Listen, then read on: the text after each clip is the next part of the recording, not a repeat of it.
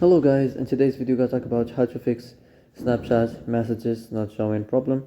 So the answer is easy, just go to the settings and then scroll down to the apps section and then go to the search and search Snapchat and then go to the storage, and here you will find this clear cache option. Click on it and you can go check it if it worked, and if it didn't you can try to restart your phone or turn the Wi-Fi off and on, or the Bluetooth or the iPad mode.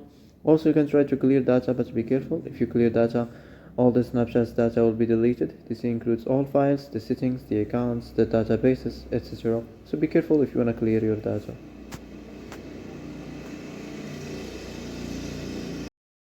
So that's it for today's video. I hope this is the answer you've been looking for. If you like this video, don't forget to like and subscribe, and see you in the next video.